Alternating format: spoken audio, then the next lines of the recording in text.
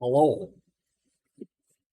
Oh, got some of my my other hobby friends, my whiskey friends, showed up in fish streams. That's going to be dangerous. Oh man, it's been a week. It's been a week. For those outside the United States, you probably haven't dealt with the psychosis that the last week has been for us in the states, and you're probably lucky for that.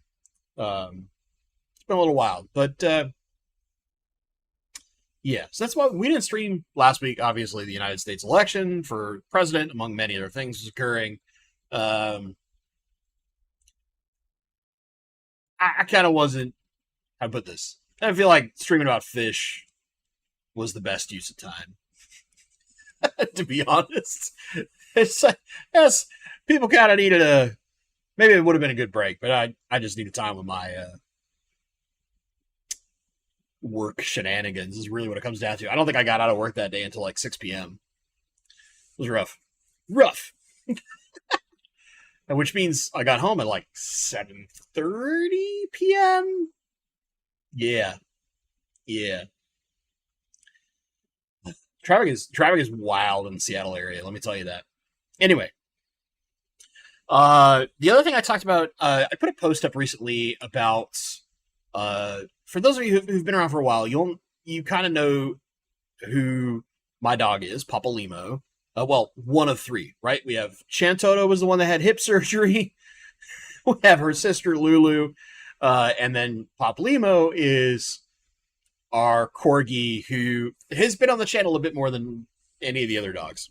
Um, that little adorable monster, which I put a post up earlier today, is now 5 years old.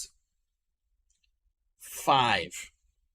And I went and hunted on purpose, and I'll talk over it, but we'll just let it rock. This is when he was 3 months old, playing with his best friend in the whole wide world, Onyx the Husky. And you can see this big old husky who could easily do problems to this corgi, being just like the best doggy big brother in the world, right? They they lose their minds when they see each other. It's pretty adorable.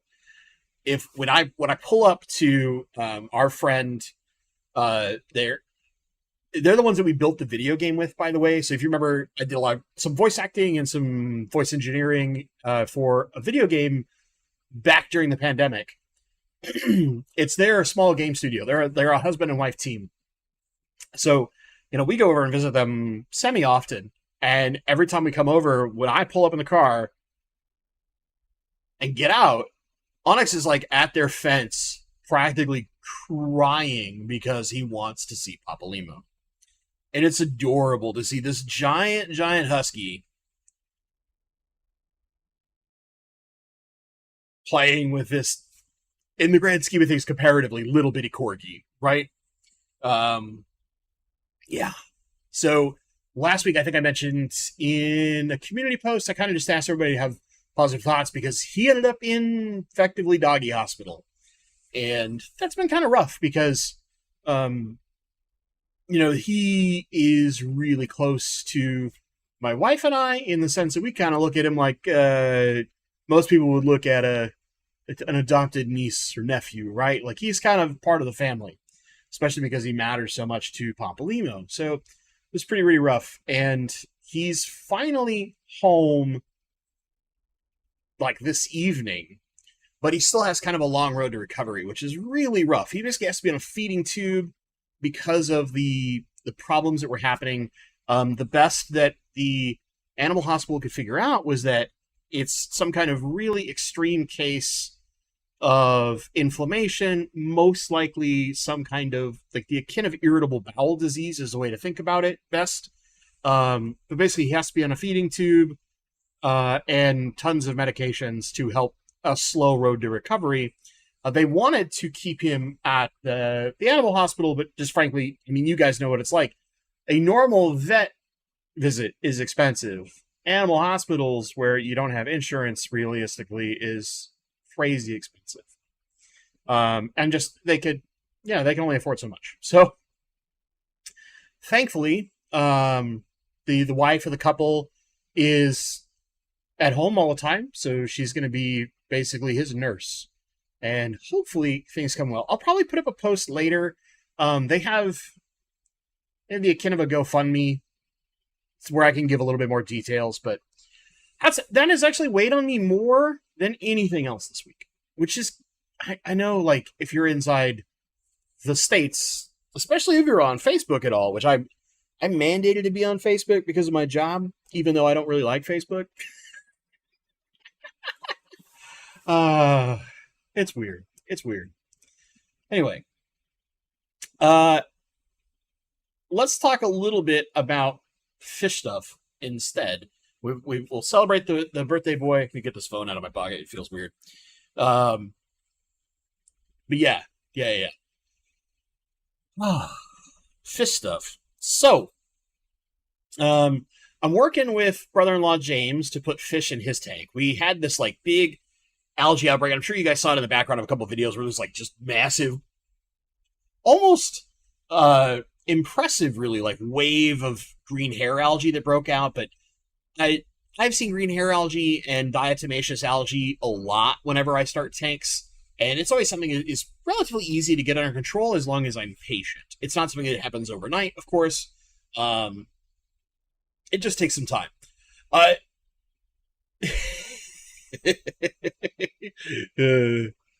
Zenny, I see where your head's at. But we're working on the fish for that. So we have a few Florida flagfish in there right now. They kind of dealt with the hair algae. And because we have a couple swords in that tank, we don't want plecos. So for Algae Crew, we started with some Florida flags, and then we'll probably put in something like hill stream loaches. I think is something that brother-in-law James is pretty interested in before we do like the main fish. So I don't mind talking about like the maintenance fish, but we'll keep the actual fish a secret. He's still debating. I gave him like 3 options. I have the one that naturally I want the most, but I'm going to let him choose because it's kind of his tank.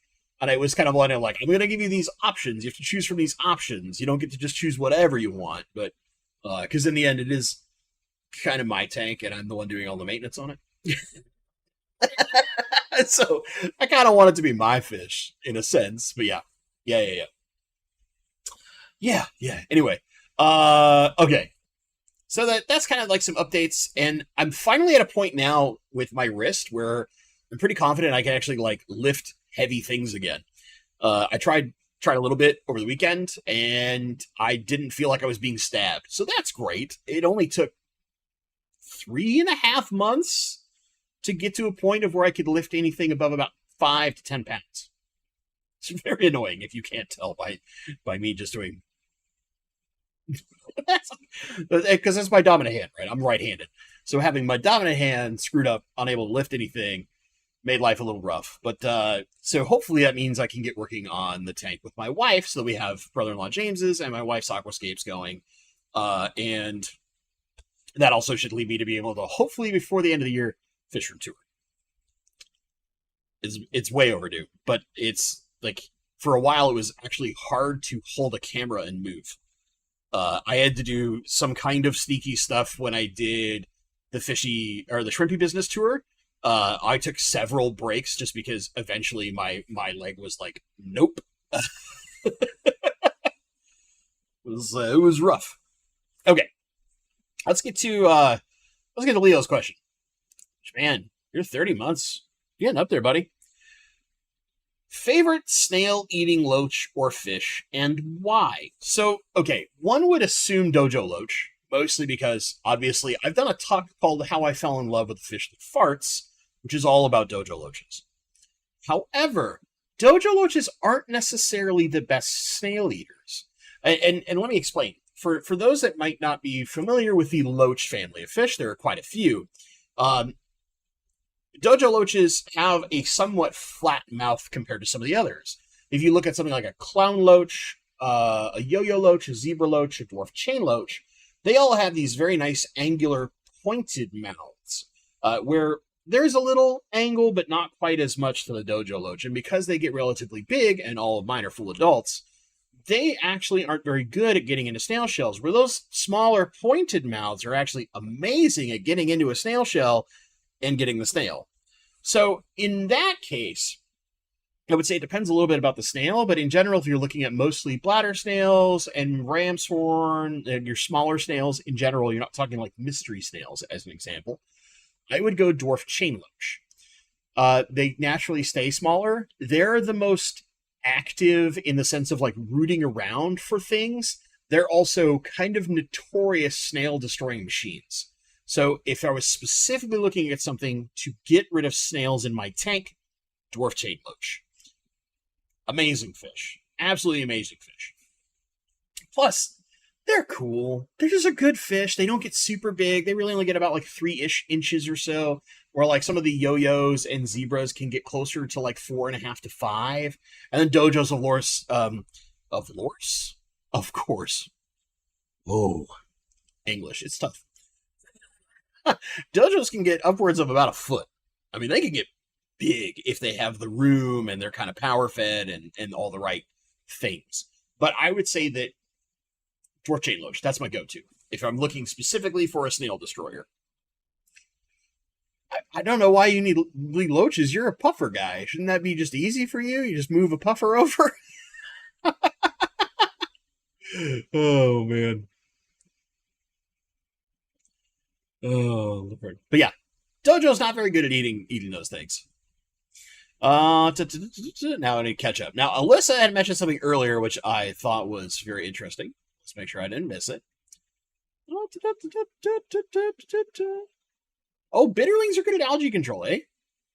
I know someone who works for Hikari that I've talked to a few times, and we're eventually going to do a video together. I've been very busy. Let me correct it. It's been mostly me. I'm the problem child.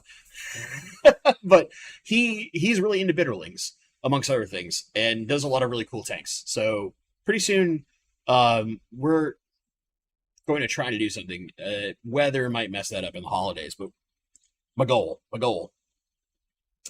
Okay, so look up Hippostamus fabulosus. What the? I cannot pronounce that right now. My brain is off in another world. Fabulosus.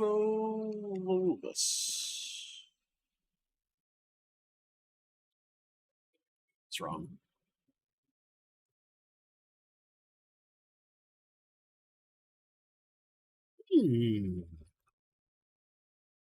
That's interesting. Okay. So kind of like a Wabenmooster in pattern. Has a really big high dorsal fin. One sec, chat. Let's see if we can fix this with a wee window capture. Let you see what I'm looking at. Perfect. Boom. I know. 10,000 tabs. I know. That's how I operate. But check this out, right?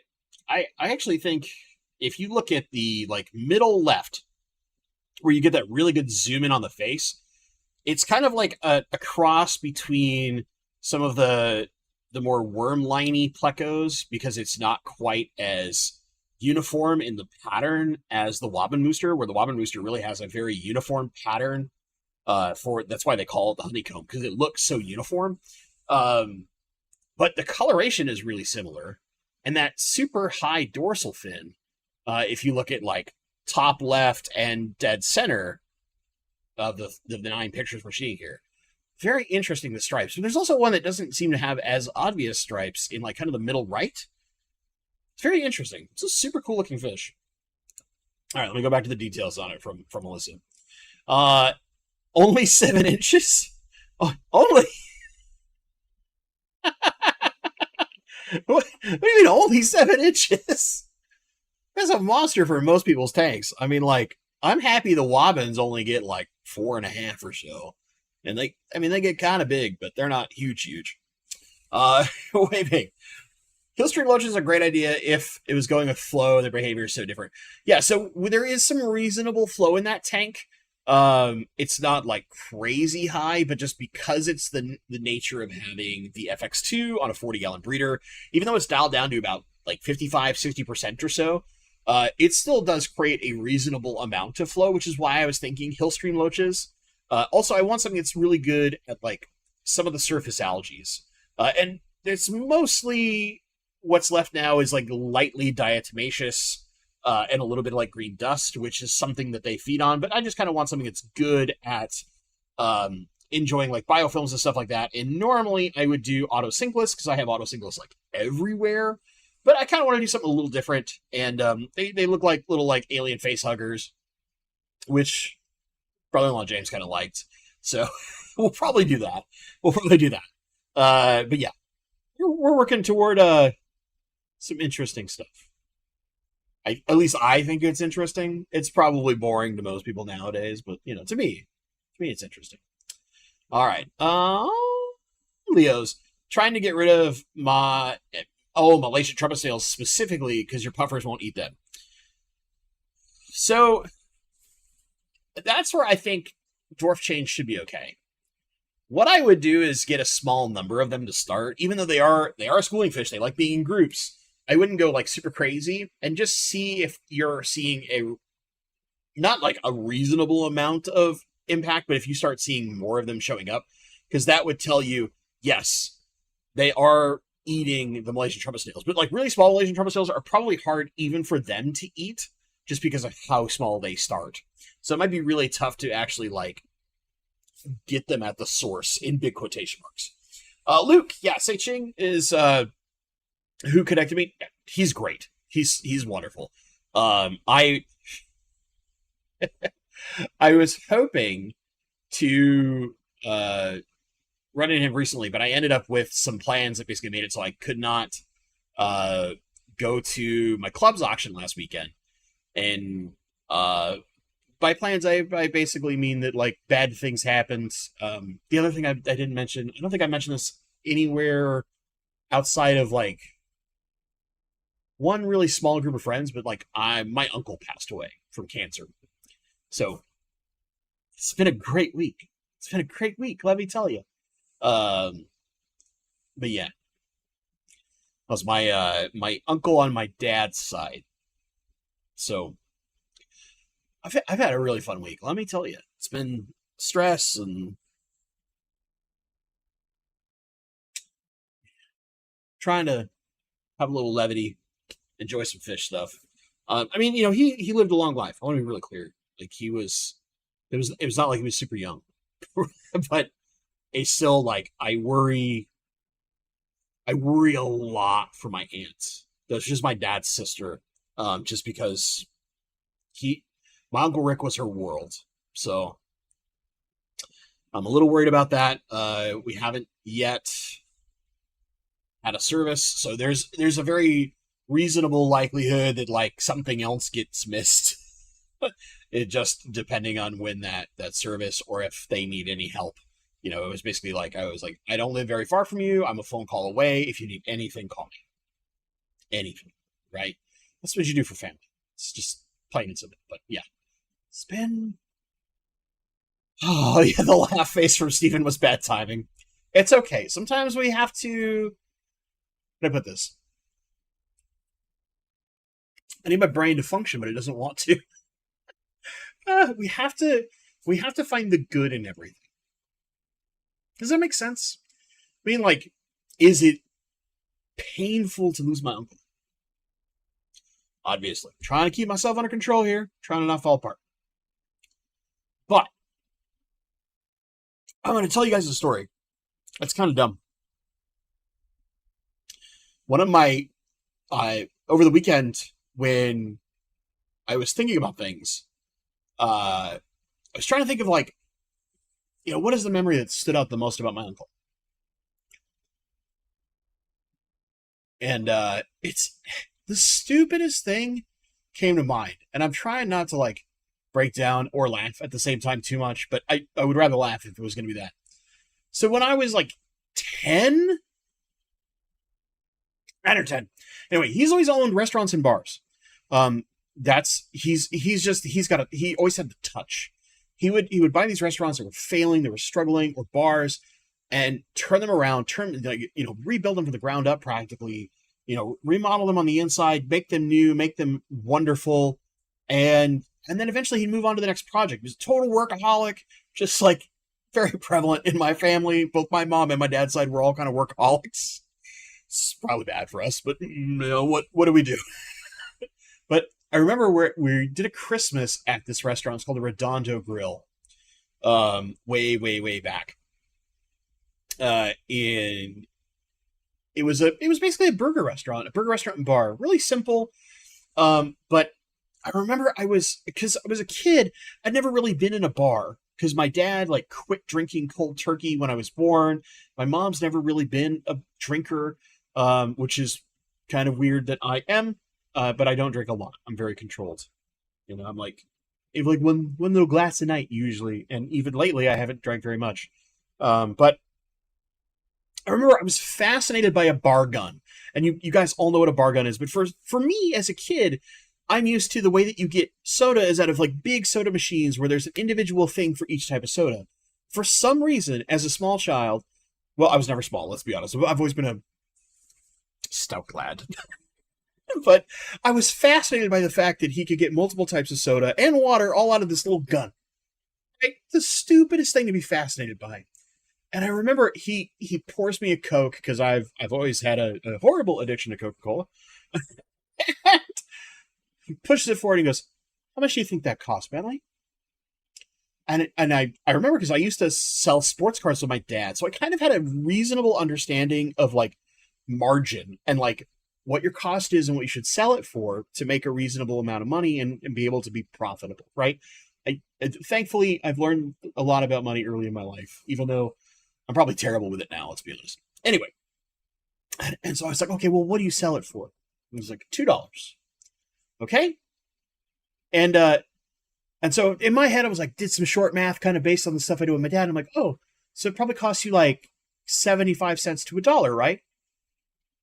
My uncle, bless this man, anytime he told you a story to teach you a lesson or said a crafts joke, he'd always have this little like, and I can never replicate it. I don't have that man's charisma.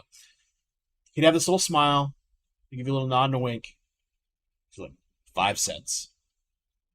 And it blew my mind. Absolutely blew my mind as a child that the Coke you would pay $2 for, or there was a whole bottle of Coke was like $1 back in the day at a convenience store. It cost him 5 cents. This is the stupid memory that came to my head first. This tiny, dumb thing that is so emblazoned in my brain that it was the first thing when I was like, I want to think about some of the cool things about my Uncle Rick. It is wild to me, and I've had this with almost any family member I've lost. Some of the most important memories always seem like the simplest things, and yet for some reason, they have huge impact on us, right? Weird. Now let's talk fish before I have a full-on breakdown, because obviously we're going bad. I need some of this. Woo! Water, it does things. But yeah, weird. What do you think of the hovering zebra loaches at Dan's? To be honest, I haven't looked at them.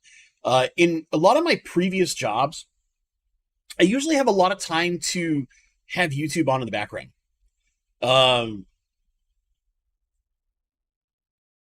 I haven't had a lot of time to listen to stuff that isn't basically purely audio, like a podcast or music, or things that I can absorb in pure audio, like level of news. Water. You mean from the toilet? I appreciate you, Flatbed. That's from Idiocracy. If anyone's never seen it, it's a fantastic movie. You have to dumb yourself down, but then you realize it's like telling the future, and then you get really scared because it's like the most optimistic comedic look at a very dark dystopian future. Anyway. But yeah, I haven't had a chance to look at them, so my short answer to you is I need to look at them. Because that sounds really cool. It sounds really cool. I love I love loaches in general. I love autosynclus a lot. And something it would hover to me means like should be mid water column a little more instead of down on the ground. Oh, and that's the thing I would be like, I'm in. Advice from Melissa, who I trust more than me because she like runs a fish department or something. Dwarf chains are essentially the only things I've seen eat Malaysian trumpet snails that wasn't a Fahaka puffer. Knowledge bomb.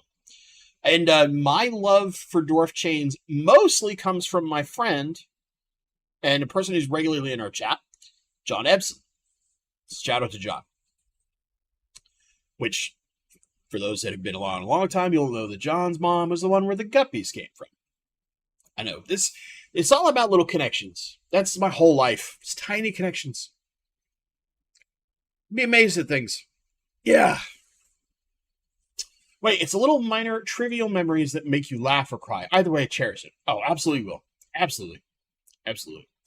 There's some other ones in there too, but that was like the first one that came to my head. It was just like, seems like the stupidest thing that come to my head, but man, I'll never forget it. That and every Christmas. Okay, this is the other one I'll tell. Every Christmas where he and my aunt could make it. Sometimes they just couldn't, or they were with their own kids, their grandkids, things like that, right? He would always get off at least like one kind of crass joke. And every time my aunt would slap his knee and go, Richard. And I would live for that moment. I would live for that moment because every time that he'd have his little smile, little nod and wink, just, that guy.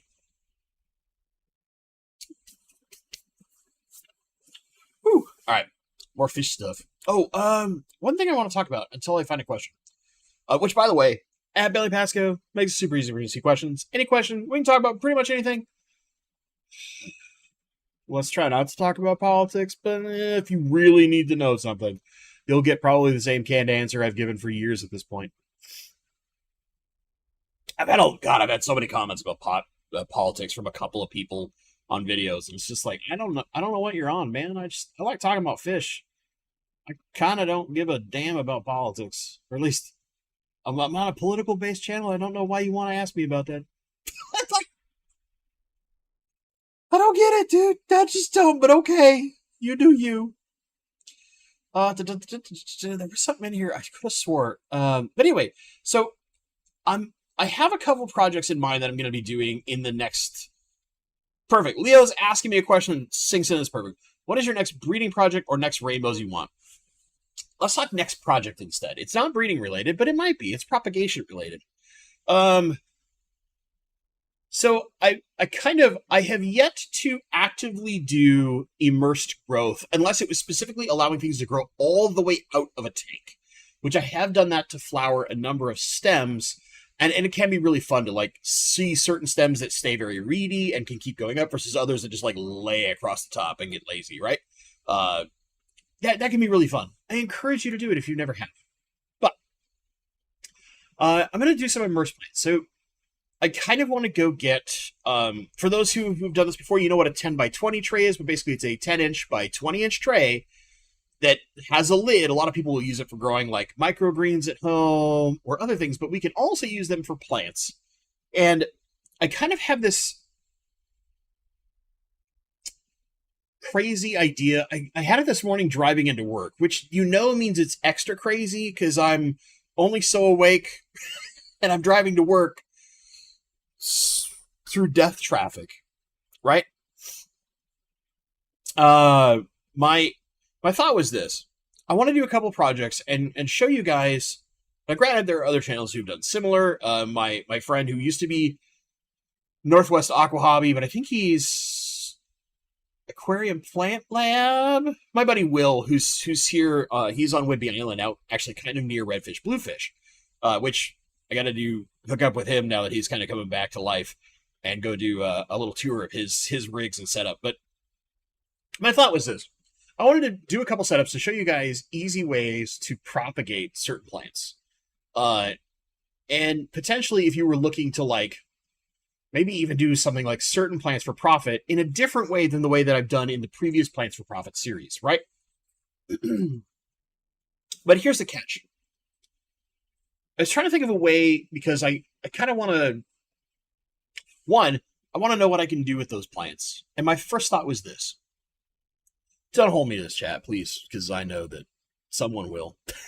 But it's a thought. I'm working on it. I need to more dedicatedly think about these things, but in time. My thought was this. Based on the couple of plans I want to do, which won't be anything too crazy hard, is maybe once a month when I go to harvest them, is open those plants up specifically to people who are members. And I know if you're not a member, you're going to be like, boo, paywall, but here's the deal. This channel probably wouldn't exist without members. And I have been horrible at doing member-specific content. A lot of that is just because in my professional life, I work too effing much. Again, that goes back to the thing where I said I'm a workaholic. Yeah. So my thought was this. As a way to kind of give back to members, I would either do like some kind of random draw or something. This is the part I need to figure out. I haven't figured that part out. But basically do it to where members get kind of effectively free plants or a chance at free plants once a month based on the amount I harvest, because I wouldn't be able, I mean, I could probably sell it all to a local fish store. I know a few that like me enough that they might talk to me about it, but I would rather try to get something built that is for the members and then potentially do something where it's like every 6-ish months or something, do something a little bit bigger. And by bigger, I don't mean like monetary value, if that means anything to you, but more like, so if I was doing free plants, it'd probably be like, okay, we'll change like the way the member levels are and just have 2. I think I have 3 right now, and just chop it down to 2, and basically have like the supporter and, rainbow fish. Should probably be, let's be honest, I'm probably going to call it rainbow fish. Let's just be honest here. Probably be auto singlets and rainbow fish. I do love those titles. I think they're fun. But basically, rainbow fish people would qualify for the once a month, but then every 6 months I would do something for all members. And my thought was something like we could do something simple like stickers. This is the part that I need to workshop a lot, right? Because like, one, I got to figure out logistics, and 2, I got to figure out just a way to. Inevitably, it's like I got to have people's addresses, and also if it's international, that might be tough. But again, things I need to work on. There's a thought. I'm working on it. Don't hold me to it too hard. But I'm trying to figure out something I can do better for those of you wonderful folks who are members, because without you, it just don't exist, right? Like, I purposely, and I'm sure somebody eventually is going to tell me, like, hey, stop being an idiot and actually, like, try to monetize your channel better. Because I'm bad at that. But, and I figured out what, for those who are watching the replay crew, if you've made it this far, I figured out the problem with why YouTube is inserting like 1 billion ads apparently in the replays. I figured out the problem. I should have it fixed this weekend. Apologies for sticking with me for this long.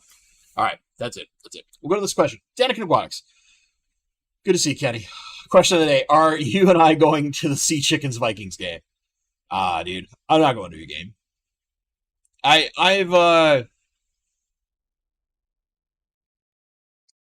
I lost my effing mind last Sunday watching the Seahawks, like, basically just throw away what should have been a win to the Rams. Mostly in Gino doing all sorts of errantly horrid throws and bad decisions, but just there were so many other things that we did so poorly.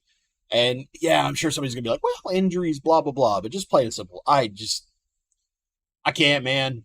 I can't be in a live game. I have to keep myself controlled by staying at home. Because otherwise I'll terrify someone or some small child or get thrown out or fall to my death in the stadium. I don't know.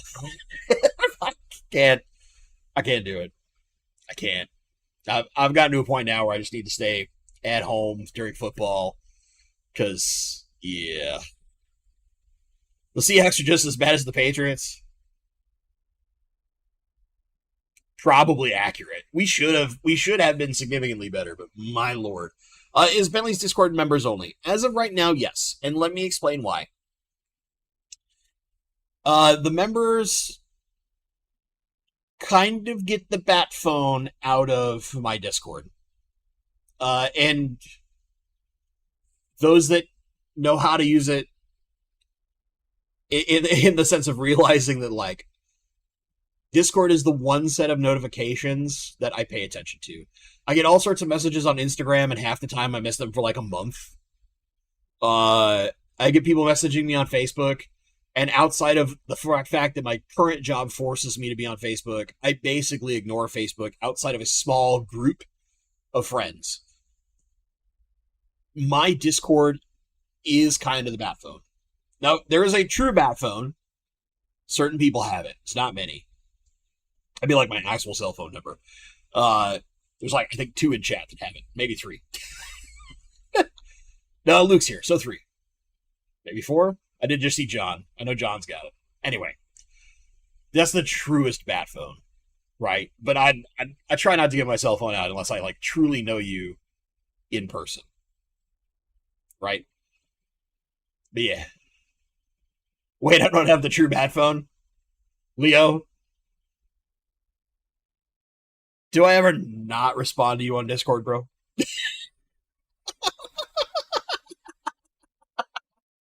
Oh, go Rams. Hey, I mean, you kicked our butt. You made my offensive line look like a wet paper bag. It was very depressing for me. But it was I'm sure, a very feel-good win for your team. All right. We get off football. Fish. Let's try fish. Fish. Kenny stirring it up. Stirring it up with the football stuff. Yeah. So many of us who are like West Coast football fans, where basically all of our teams have been blah at best or cause heart attacks constantly. Ah, Lord. All right, there was a fish question in here. Hold on, let me find it. Fishy things are more fun.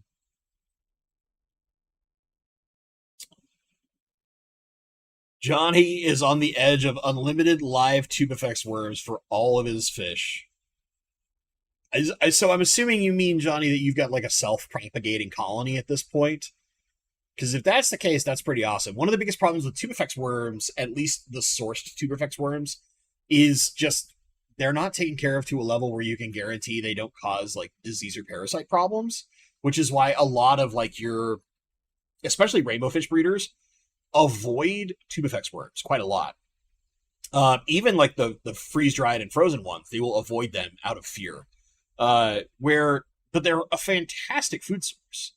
So if you can get really, really good ones, which is tough unless you have your own colony, it can be amazing. I really want to get to a point where there's like 3 things I care about having as a perpetual colony. Vinegar eels, which is like super easy and not very difficult at all, right? Green water, again, very easy if you do it right. I've never tried to set up a dedicated green water setup, so I can't ever say that I've done it right. So usually green water, when it occurs, is a mistake, not intentional for me. But I want to intentionally keep green water at a reasonable level. And then Daphnia. Daphnia is one of those colonies, like, once you master Daphnia and can keep them perpetually going, you do need a reasonable size body of water. So I've seen some people that use like the 120-gallon Rubbermaid like stock totes. I know people that use like 55-gallon drums. I know some people that have like the full-on giant, like, what are they, 260-gallon or something like that, the big like water storage totes that are in the metal cages. I've seen some people have some insane colonies, and then I've seen people that do it in just like a 20-long tank. But for what I would want to do, I'd probably need like at least a 55-gallon drum, I would think.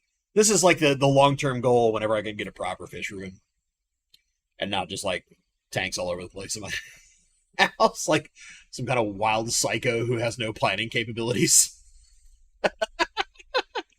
Oh, Lord. Moina colony. I don't even know what those are. I mean, I do, but I'm just in the sense of like I don't even know how to keep a colony of them. Oh Lord! But that's like my goal, and you can tell like basically based on what it is, it's like fresh hash rainbow fish, green water, maybe some vinegar eels, baby brine shrimp. Right, that's the thing. You don't really keep a perpetual colony of those. And then Daphnia as they get to a certain size, because Daphnia are just an amazing food source for basically anything that isn't super teeny tiny. But yeah.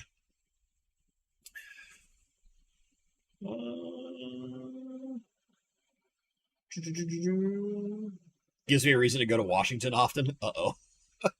Uh-oh. Oh, your cousin lives in Puyallup? They had a chiropractic office? Yeah, we need to talk. We need to talk. We need to talk. That's kind of cool. Like, Puyallup is actually not far from me. So the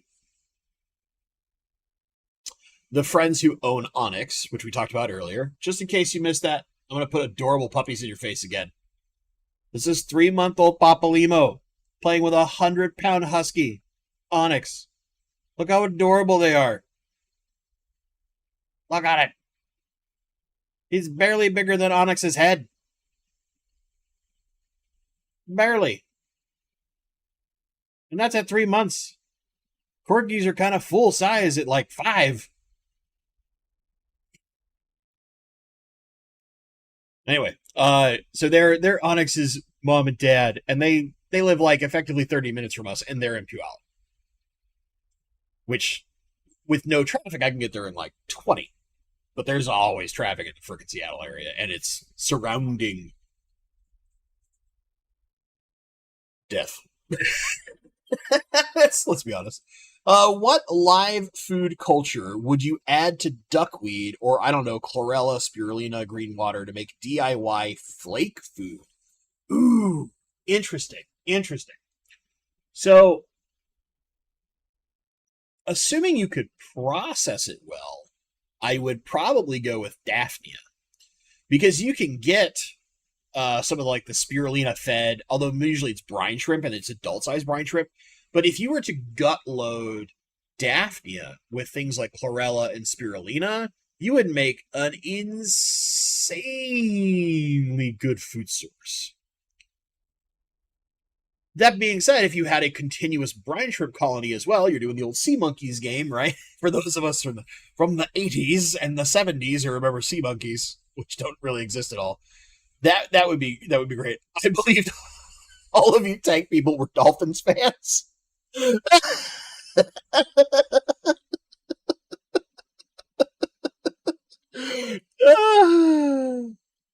Oh, that's too good. It's too good. It's true. I was a Dolphins fan only when I watched the Ace Ventura movie. Oh Lord. Oh, okay. I'm good. I promise. They still sell sea monkeys at Joann's Fabric? Wow. I didn't know you could still get them. I thought they just like disappeared off the face of the planet. But yeah, that would be the other thing, is just like if you're spirulina loading brine shrimp for larger fish, not teeny tiny fish. Then granted, like full adult sized brine shrimp aren't that big, but still, excellent food source. Oh, Rob, it's good to see you, son. It's been a while, buddy. Have I tested the new co-op food yet? No. Try not to be too public about this. I have some gripes, but I need to test it first. It feels a little too much like something that I would immediately be a very, very, very, very, very, very vocal antagonist to. But what does Corey care? My channel's tiny, right? But I need to test it first, compare it to, there's kind of 2 other products. I'm sure you are familiar with one of them. It's made by this company in Florida. that's totally not starts with an X and doesn't have a product called Nano. There's also, I think, one from Northfin that recently came out that's a very similar, like, tiny granule food product. So I kind of want to try, like, all three side by side and see if there are similarities. Because while I tend to prefer flake, if I am looking at, like, a crumble or granule food, I'm a big fan of Extreme Nano. There's one tank that basically exclusively gets Extreme Nano in my house right now. Extreme Nano pellets are too large for my CPD mouths. Okay, fair. I don't have CPD, so I don't have that problem. Is it different with the co-op food? Because, like I said, I haven't had some in hand to actually like look at the size difference. But I have some big concerns. I have some really big concerns. And yeah, anyway. I'll leave that for after I've had time to test it and can do a dedicated video. And, people either hate me or love me for it. I don't care. Co-op food is like powder. Okay, I'll be interested to try it. Because I've had some really small foods in the past. And,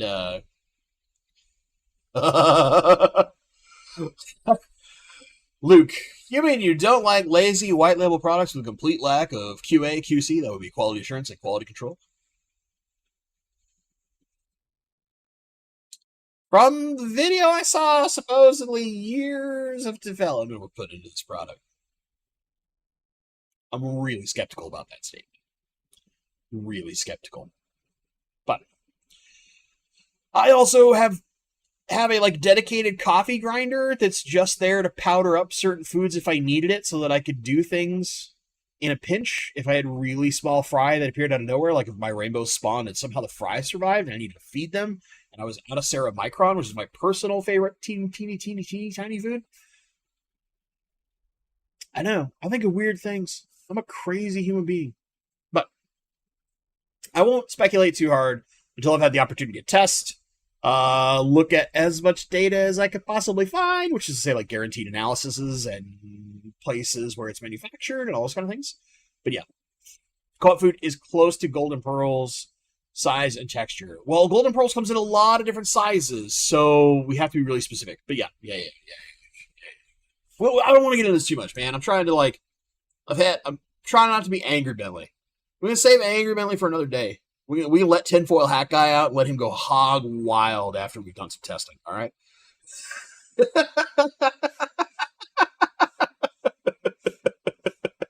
Do you think my girlfriend would notice if I used the coffee grinder to powderize some food?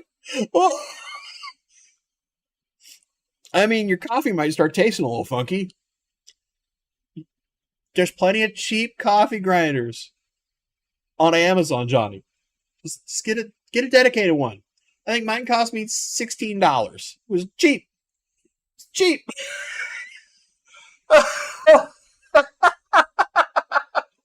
Oh, God. Okay, I'm human again. Yeah, dryer Apache powder is also really great. It is relatively small.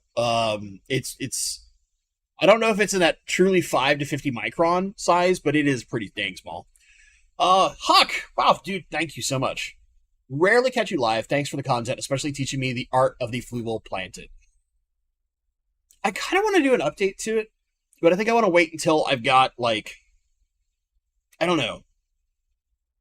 I've got a few other things that I'm playing around with in my fish room right now, and it's basically I want to do an update on, how I've messed with settings over time, because most of the settings that are in those videos, I still use them. But I'm also a psycho who likes a lot of light. So, there's that. But I have a few settings for specific tanks where I've really dialed it down and made it more, what I think would be better for people who aren't, complete plant psychos that like lots of light. Like this guy right here, right? And so I kind of want to do a video where I at least cover some of those settings and discuss some of my like long-term praise, questions, comments about the overall like fluval lights, because I've just used them for so long at this point. And supposedly there's like a fluval plant 4.0 coming. There was one shown off at was it the European show? I remember getting a picture sent to me. I'm very curious what's going to go on with that, especially like, is it going to use the same app? Because if they change the app to a completely different app, that would actually upset me, unless it still can talk to all the old lights and it replaces the current Fluval Smart and has extra functionality, or is not just only slider bars. I cannot tell you how often my fat fingers can't like dial in, and I'll sit there for like, just get right. I want it at 70, not 71, because I'm a psycho.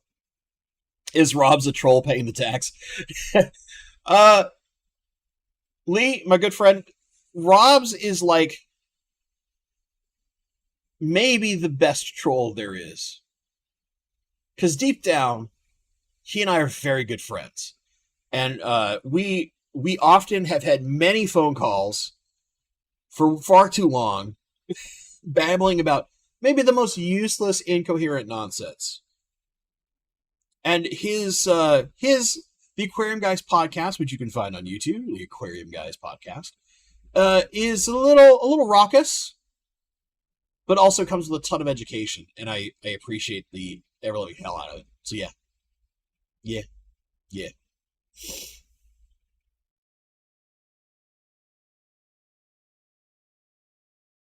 I know Bentley knows this, and I say it all the time. I'll just be annoying again. Any plant grow light will be much better for plants at a much easier to swallow price point.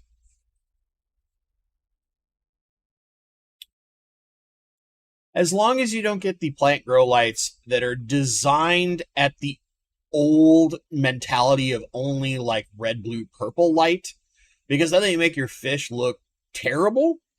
But if you get the ones that are predominantly white light nowadays, yes, they can be wonderful. But many of them are not designed to handle water very well.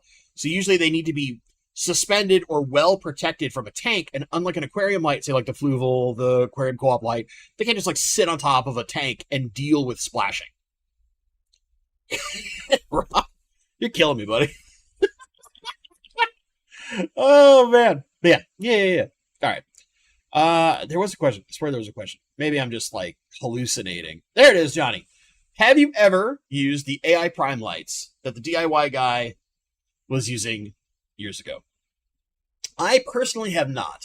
However, a friend of mine who at one point was the water quality specialist at the Point Defiance Aquarium. So there's a Point Defiance Zoo and Aquarium that's in Tacoma. He was their saltwater water quality expert for a while. So that should say he knows what he's doing, basically, is what I'm saying. He used them on his tanks and showed me a lot about their app back when I was like looking at them. And basically all it's come down to is in the time where I was most interested in them, Chihiros really upped their game and started putting out some amazing lights. So at that price point, I became more interested, if I was going to bite the bullet on like a really big boy light, at something like the Chihiros Vivid or some of the like the high-end Chihiros lights, as opposed to the AI Primes. I do think the AI is a really nice light, especially if you're trying to get that like point spike, like a Kessel, where you're going for that shimmer effect, because you can get that out of the AI Primes. But for the money and coverage, I'd probably look at a Chihiros now. Chihiros Light Fund third installment. Ugh. Wait. I know. There's a couple of you. Kelly is like screamed at me about getting a Chihiros light for a while too. But yeah, I'm actually looking at trying to get myself a Chihiros. I just need to get back to normal. Does that make sense? You know, with the like 2 years in a row of a layoff in the exact same month, like destroying every ounce of savings I ever had. It's been a little rough on the old soul. But yeah, once I get back to kind of like feeling like I'm at normal again, where I'm not like in a minor panic mode at all times, uh, then I'll probably end up buying a Chihiros. There's also, I have a really specific tank I want to put the Chihiros on, and that is not currently set up. So I should say a few things. But there's some psychotic plan in my brain to use the Chihiros and then give people like a massive detailed Chihiros thing. Right?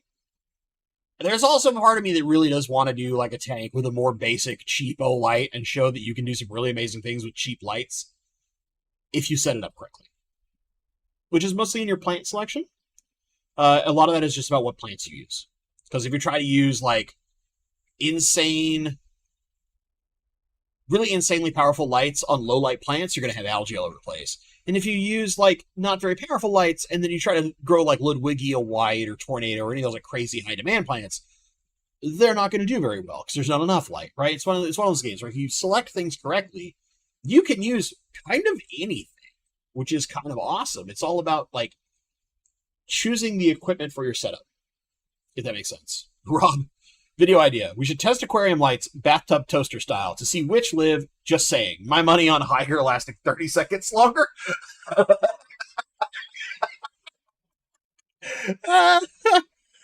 Could you imagine taking like a betting pool on lights in the sense of like how long each one would last when just dropped into water while power is hitting them? Very dangerous experiment. But at the same time, I like your moxie. Let's just make sure that nothing alive is in said water or close enough where it could dangerously harm a living being. Right? We don't want to do that. That's no go. That's no go. That seems like the kind of like video that should be on your guys' channel. You do a whole podcast about it where you have little clips and like, you know, time lapses for the few that can last along. Like, supposedly the co-op light can sit in water for like over half an hour without a problem. You dunk tank light test. Okay, so the fact that you said that, Coral, the only thing I could think of is like one of those stupid duck tanks at a carnival where like the light is sitting on it and you've got the bullet, or the bullseye rather, and you've got to throw the softballs at it. And you'd totally have to do a thing where it's like whenever the light shorts out, because every time it dunks, right, the light's in there for it's like a minute. You'd have it perfectly timed where you got something that retracts it, pulls it back out each time. And whoever has it dunked and the light goes out, you give them a brand new inbox of that exact light. That's their prize. Like, this is the psychotic, like, Willy Wonka stuff that's in my brain. This is the stuff, if I won some crazy, like, Powerball or something like that, these are the nonsensical things I would do. Only because, to me, it's fun and funny, right? Those two. Fun, funny. Perfect. I'm a psycho. You guys haven't figured this out. I'm a nut job. Oh man. But it would be fun. It would be fun. Richard Cox, I want to use a Goodwill light bulb with a CFL bulb just to see if it works good enough. I mean, I wouldn't be surprised if it could on the right setup. It produces light. Only way, after you get the Chihiros light, the next goal should be that $2,000 tank from Wayfair. Oh god. If I was gonna go for like a crazy expensive tank, at that point I am gonna get my guy Jeremy from Aquarium Domain to like come to my house and build one of his like wild wooden tanks. You know? Because I'm so impressed with people that have the carpentry skills to build their own tanks constantly, right? I just like, because I can't do that stuff. My DIY capabilities are boop, goose, none, basically non-existent. If it's not like something that, effectively speaking, a monkey could do, I can't do it. I'm bad. I'm definitely like, if you were looking at my like my capabilities on a sheet of paper, I am totally tuned purely to like the technical, you know, work smarter, not harder. And then you would go to like the practical and it's like, just might swing a hammer vaguely accurately. It'd be that kind of thing. Uh, oh, Lord. Today I learned monkeys can figure out how to start YouTube channels. It's true. I mean, I did it. I've seen some stuff on the internet. I'm sure they could. Oh man. Oh man. Oh guys, thank you. I appreciate the many things that make me laugh on this this week after a week of just like wait, man. Now I'm concerned for your wife. Don't worry, she's protected from most of my psychosis. Some of it she engages in though. She actually indulges in some of my crazy, which I should tell you something. We're both a little crazy and out there. Anyway, gang. Oh, thank you guys. We should be back to normal. I think. I'm working on this week's video, and then yeah, I think we're gonna have a few series of some things. We did the update with the Aqua Clear, a couple other things I'm working on, and then hopefully, yeah, we're just gonna get back to normal. Hoping to do a couple fun, interesting things here relatively soon. We got one more tour I'm trying to get scheduled at a minimum, maybe two. And then we'll get into the true death rattle that is the holiday season for everyone. I hope you're prepared. As always, my friends, thank you so much for watching. And stay awesome. Hug your loved ones. Especially if they're cute puppies like this. Look at them, they're so cute. Look at them, they're so cute. Oh, they're so cute.